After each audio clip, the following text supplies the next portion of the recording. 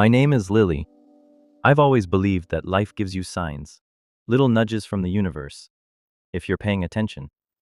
It started with a bench. Every Sunday for the past year, I'd walk to the lake near my apartment, grab a coffee from the corner cafe, and sit on this old wooden bench.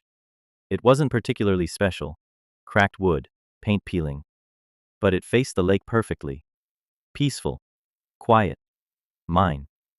Except one Sunday morning. He was there, sitting exactly where I always sat.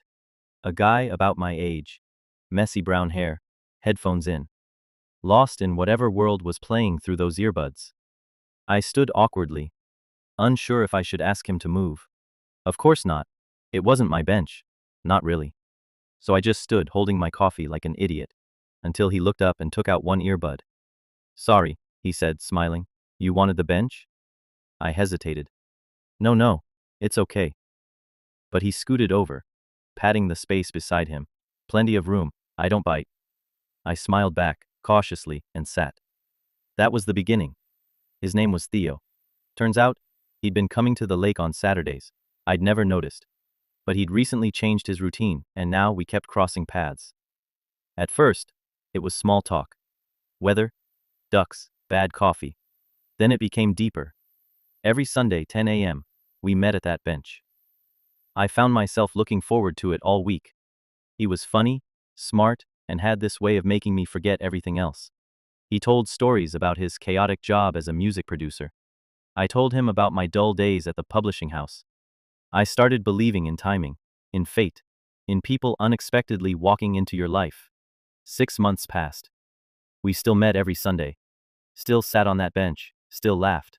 But nothing happened. No touch, no date, no mention of us.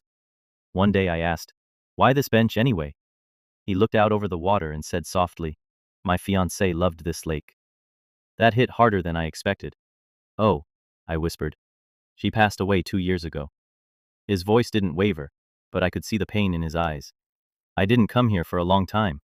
Then, one day I just did. And you were here. I didn't know what to say. Part of me felt like an intruder in someone else's memory. "You made it easier," he said after a pause, "to come back." I nodded. "You made it better for me too.